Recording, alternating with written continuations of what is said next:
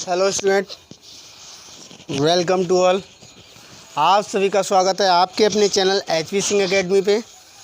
जैसा कि हम लोग फिज़िक्स के सेक्शन को चला रहे थे और फिज़िक्स में ही आज हमारा नेक्स्ट लेक्चर है। जिस लेक्चर के बारे में हम देखेंगे सीखेंगे क्या है इसके बारे में, आवेश उत्पत्ति का इलेक्ट्रॉनिक सिद्धांत। क्या है हमारा आज का लेक्चर है आवेश उत्पत्ति का इलेक्ट्रॉनिक सिद्धांत। आवेश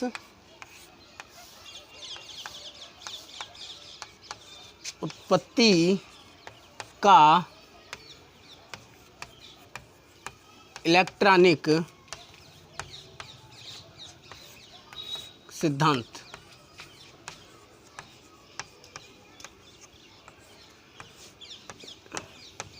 बेटा ये है क्या, यानी कि आवेश की उत्पत्ति जो होती है वो इलेक्ट्रॉनिक सिद्धांत से कैसे होती है, यानी कि आवेश उत्पन्न करने का जो इलेक्ट्रॉनिक सिद्धांत है वो क्या है, इसके बारे में हम देखेंगे बच्चों। ठीक है, तो कैसे सीखते हैं, क्या होता है ये आवेश उत्पत्ति का इलेक्ट्रॉनिक सिद्धांत। आवेश उत्पत्ति के इलेक्ट्रॉनिक सिद्धांत के बारे में अगर हम बात करें बच्चों, तो हम कह सकते हैं कि जो आवेश होता है वो किसी भी, यानी कि प्रत्येक पदार्थ में उपस्थित रहता है। आवेश जो होता है वो क्या होता है, प्रत्येक पदार्थ में उपस्थित रहता है। अब बात करें तो पदार्थ क्या होता है, तो देखो प्रत्येक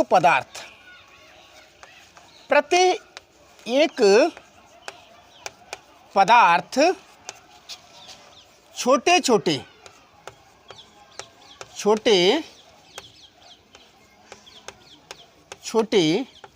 कणों से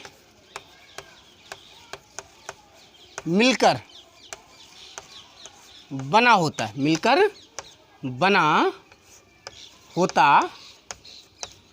है। यानी कि अब कणों से मिलकर बना होता है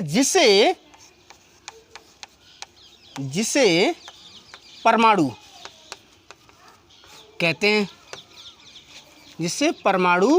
कहते हैं, तो बच्चों जो प्रत्येक पदार्थ होता है वो छोटे छोटे कणों से मिलकर बना होता है। अब जो कण होते हैं उन कणों को हम लोग क्या बोलते हैं, परमाणु बोलते हैं बच्चों। ठीक है, परमाणु जो होता है प्रत्येक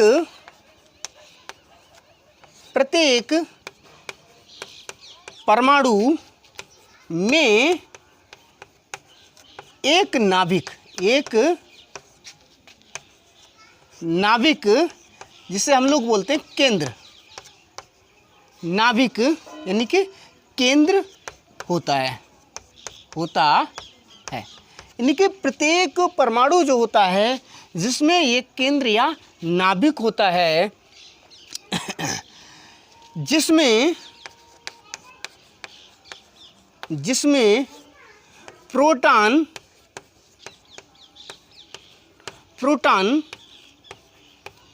तथा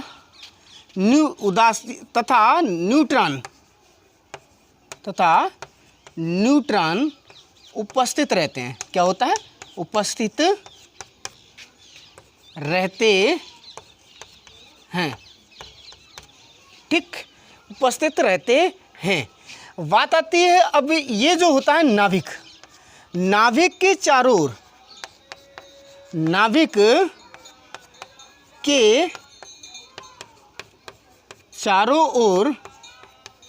नाभिक के चारों ओर इलेक्ट्रॉन, नाभिक के चारों ओर इलेक्ट्रॉन चक्रण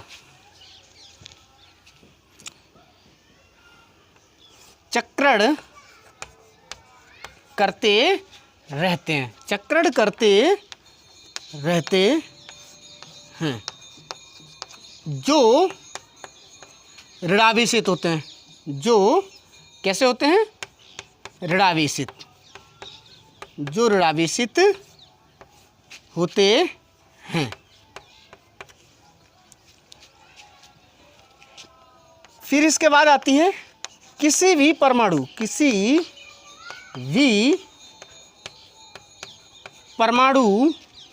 में इलेक्ट्रॉनों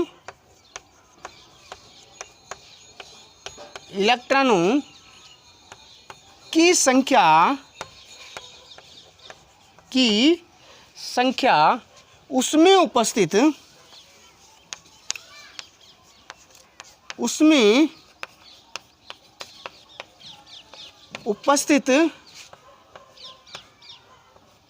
नाभिक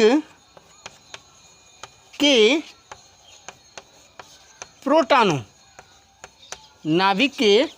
प्रोटॉनों की संख्या के बराबर होती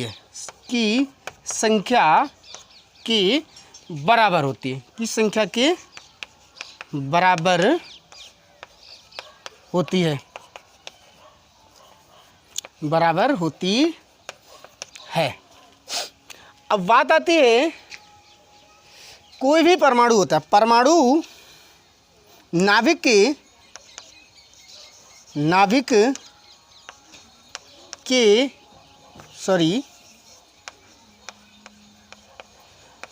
नाभिक का समस्त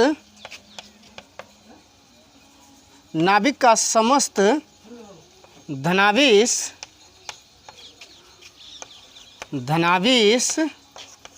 तथा समस्त द्रव्यमान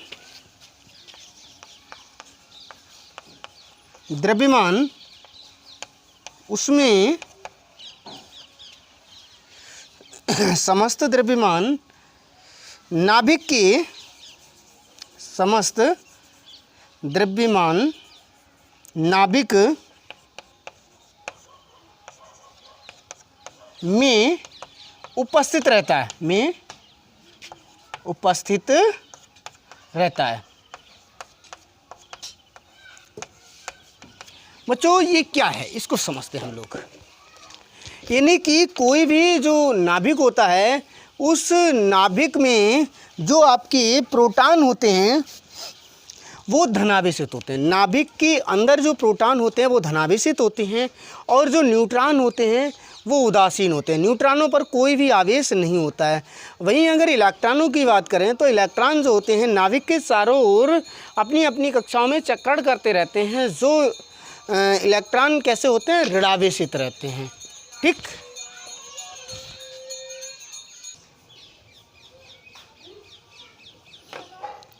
तो ये जो अभी बात चल रही थी कि नाभिक का समस्त जो धनावेश होता है वो परमाणु का वो कहाँ होता है, नाभिक में होता है। और नाभिक में जो धनावेश समस्त होता है, अब बात करें कि इलेक्ट्रॉन और प्रोटॉन ये दोनों किसी भी परमाणु के लिए आवेशित होने के लिए जिम्मेदार होते हैं। कैसे बात करें, जैसे कि कोई भी वस्तु है, किसी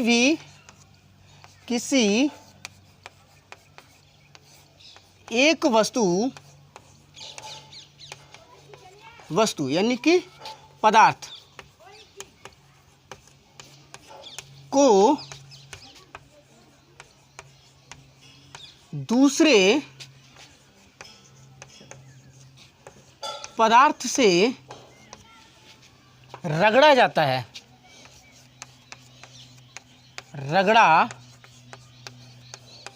है, तो एक पदार्थ से कुछ इलेक्ट्रॉन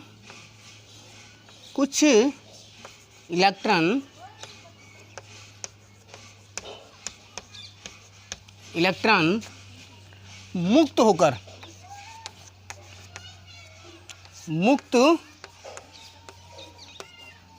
होकर दूसरे पदार्थ पर चले जाते हैं।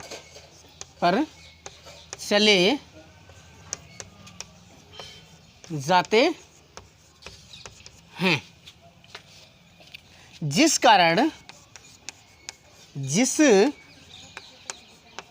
कारण एक पदार्थ पर इलेक्ट्रॉन की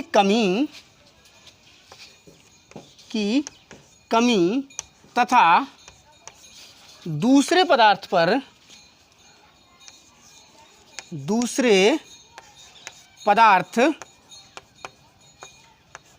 पर इलेक्ट्रॉन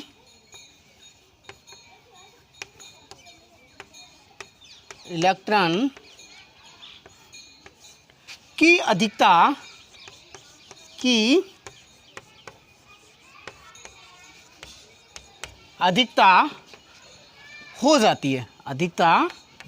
हो जाती है। ठीक,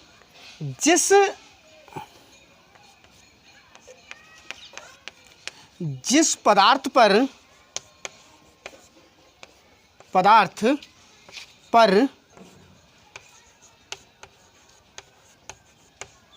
इलेक्ट्रॉन की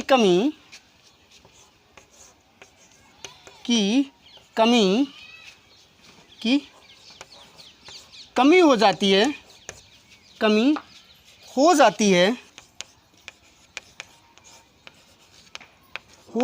है, वह पदार्थ धनावेशित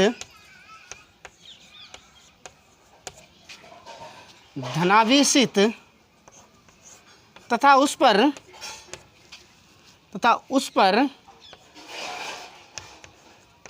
धन आवेश आ जाता है,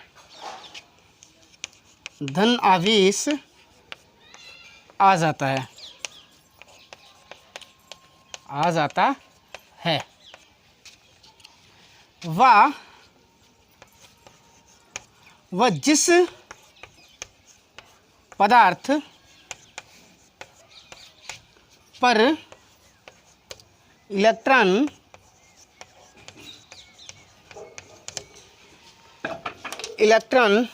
की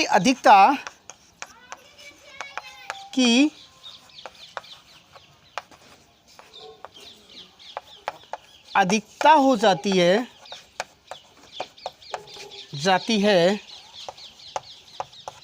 वह पदार्थ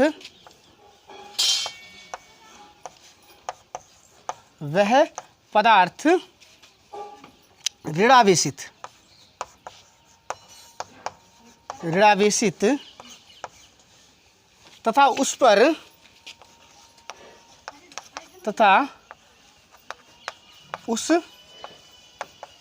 पदार्थ पर ऋणावेश आ जाता है,